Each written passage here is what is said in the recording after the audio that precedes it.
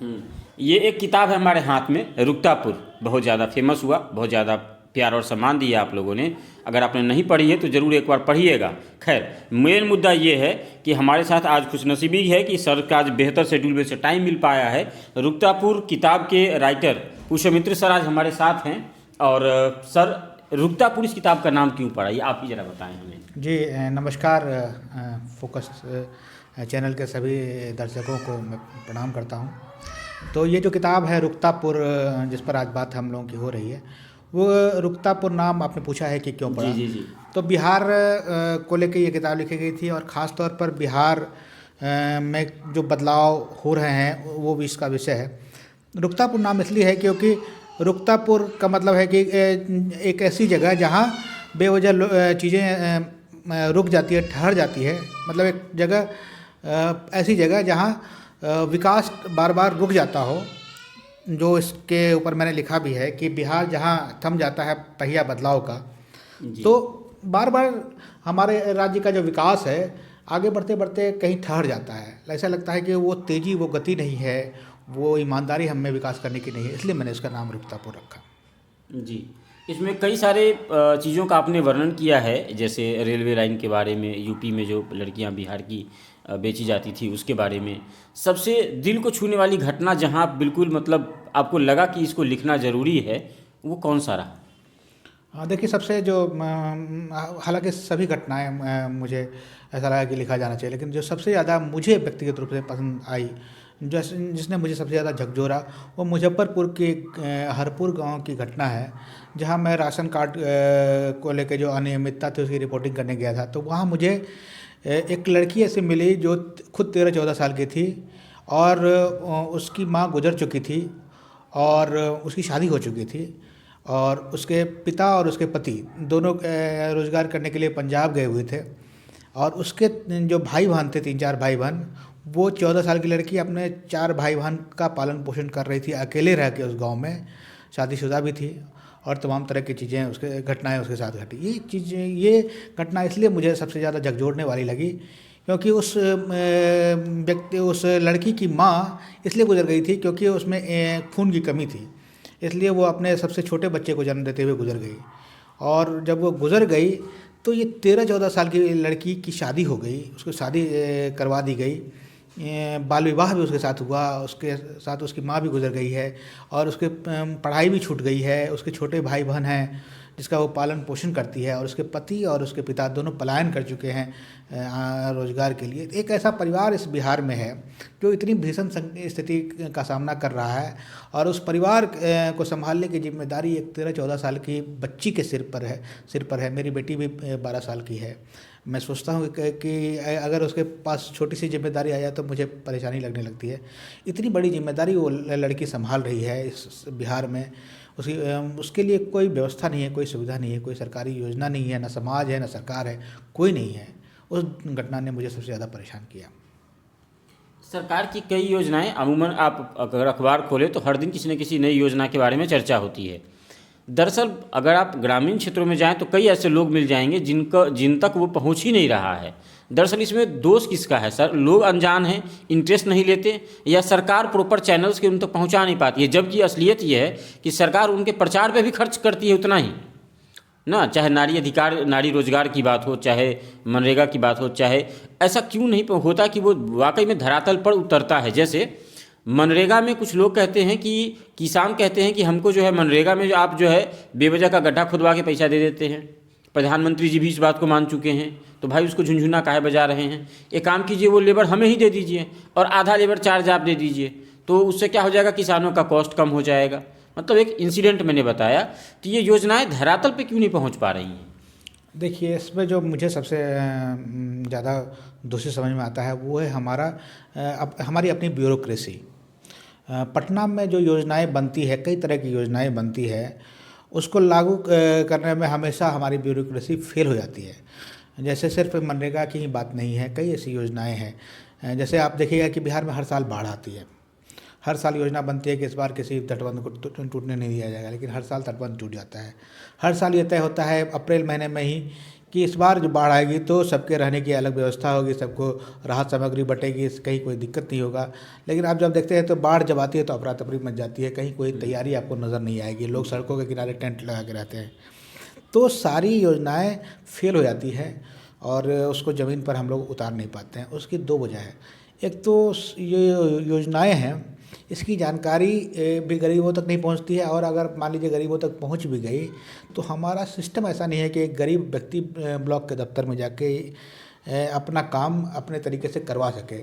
उसके कागजी उलझनें इतनी हैं कि उसको हमेशा किसी न किसी पढ़े व्यक्ति की मदद लेनी पड़ेगी, और उसको ऐसे इतनी कोशिश करनी पड़ेगी और उसके बाद घूस देना पड़ेगा, तो वो थक जाता है। उसको मेहनत मजदूरी करना है, वो 2 दिन ब्लॉक में दौड़ेगा तो दोनों दिन उसको भूखा रहना पड़ेगा, इसलिए भी नहीं पहुंच पाती है। अब एक नया चीज़ हो गया है हमारे यहाँ, वो हो गया है कि हर योजना को ऑनलाइन कर दिया है।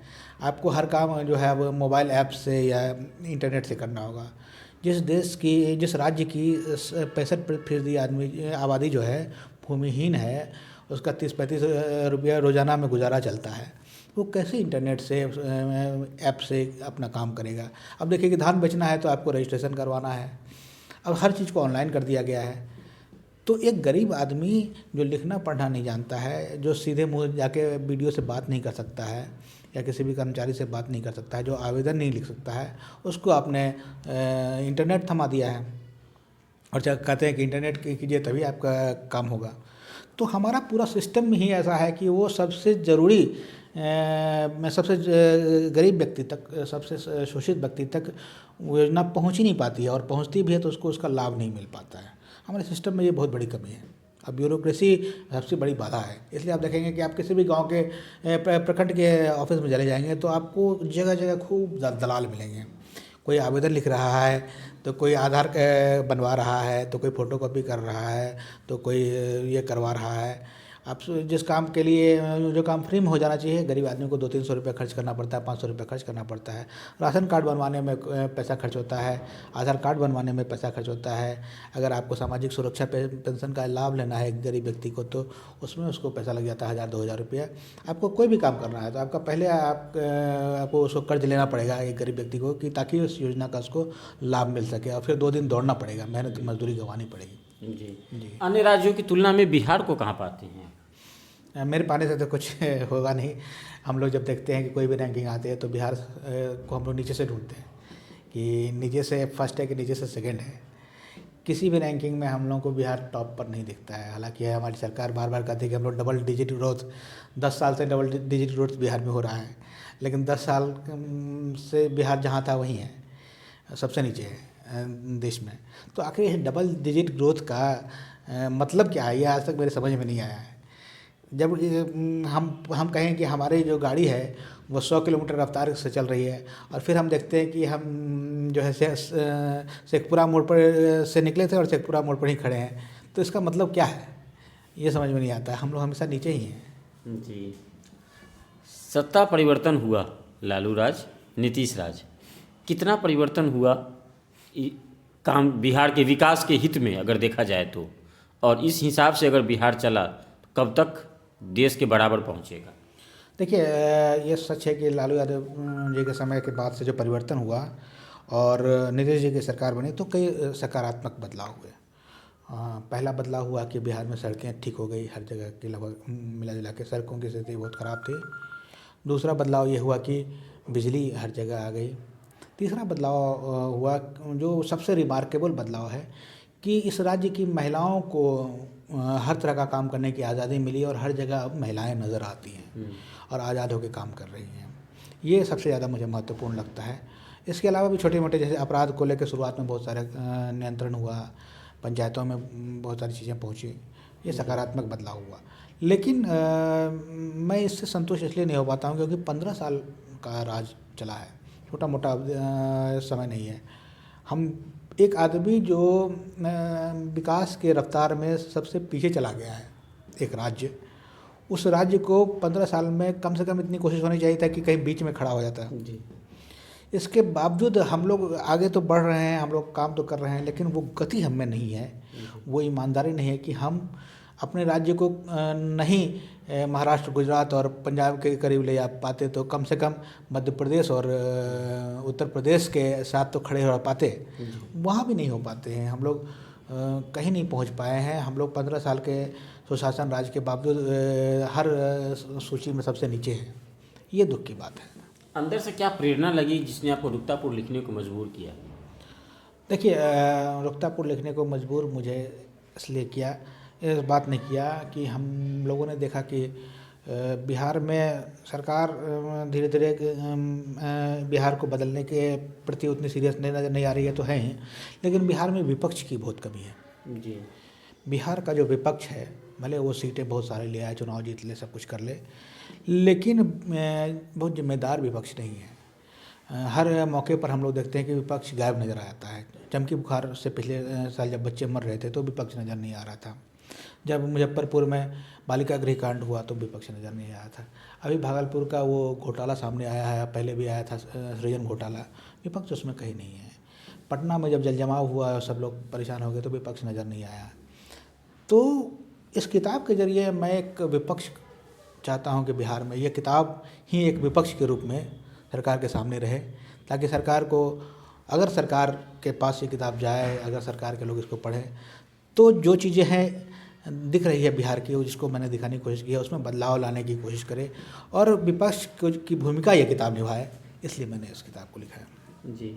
ये रुकतापुर आपकी तीसरी किताब है जी। इससे पहले 2 किताब कौन सी? इससे पहले मैंने 2 किताब लिखी थी। एक रेडियो कोसी है जी, जो उपन्यास है, और दूसरा है चंपारण 1917, जो चंपारण के नील सत्याग्रह की कहानी है। ये 2 किताब है और तीसरी किताब ये है। अच्छा। तो इस तीनों किताब में रुकतापुर सबसे ज़्यादा चली है और आपकी चंपारण वाली बुक? हाँ, तीनों किताबों को लोगों ने पसंद किया। रुकतापुर को कुछ ज़्यादा ही पसंद किया है, लेकिन बाकी दोनों किताबों को भी अपने स्तर पर लोगों ने काफ़ी पसंद किया। चंपारण वाली किताब का तीसरा संस्करण आ चुका है और लोग खूब पढ़ रहे हैं, अभी भी पढ़ रहे हैं। ये आश्चर्य लगता है क्योंकि चंपारण का शताब्दी वर्ष बीते हुए भी 3 साल हो गया है। इसके बावजूद इस साल मुझे लगता है कि ठीक ठाक कॉपी उसकी बिकी। रुकतापुर तो बिकी ही। रेडियो कोसी की जहाँ तक बात है तो रेडियो कोसी अभी आउट ऑफ प्रिंट है, लेकिन लोग अभी भी ढूंढते हैं उसको। हाँ, रुकतापुर की जैसे बिक्री इन दोनों किताबों की नहीं हुई, लेकिन लोग अभी भी इन दोनों किताब को भी ढूंढते हैं। तो आप तो सीनियर जर्नलिस्ट रहे हैं, लगातार अपनी भड़ास निकालते हैं आप कई कंटेंट पर और कई चैनलों के साथ आप मैंने अनुबंधित भी हैं। किताब लिखने की मतलब क्यों आपको लगा कि किताब लिखना ज़रूरी है? देखिए, ज़रूर अब हम लोग इसके सूचना क्रांति के दौर में हैं और इंटरनेट और दूसरी चीज़ें बहुत ज़्यादा मतलब मजबूत हो गई हैं और हम लोग हर जगह अपनी बात रख सकते हैं। फेसबुक पर ही अगर आदमी लिखे तो कई बार आपके पोस्ट को लाखों लोग पढ़ लेते हैं, आपको किसी और मीडिया की ज़रूरत नहीं है। लेकिन किताब में तब भी एक खूबी है कि किताब आपकी 50 साल बाद भी पढ़ी जाती है। जी। और अगर रेणु जी ने मेला आंचल लिखा था तो आज भी लोग उस मेला आंचल को पढ़ते हैं और उस समय को समझते हैं और रेणु जी को याद करते हैं। जी। या रेणु जी को छोड़ दिया जाए, तुलसीदास ने जो रामचरितमानस लिखा वो आज भी पढ़ा जा रहा है। लेकिन उस वक्त अगर कोई अखबार छपता रहा हो या आज से 100 साल पहले भी कोई अखबार छपता रहा हो, उसको आज नहीं पढ़ते हैं लोग। जी, बिल्कुल। तो किताब एक स्थायी प्रतीक है जो बचा रहता है, उसके साथ लेखक का नाम भी बचा रहता है। एक तो बात ये है। दूसरी बात है कि जर्नलिज्म को कहा जाता है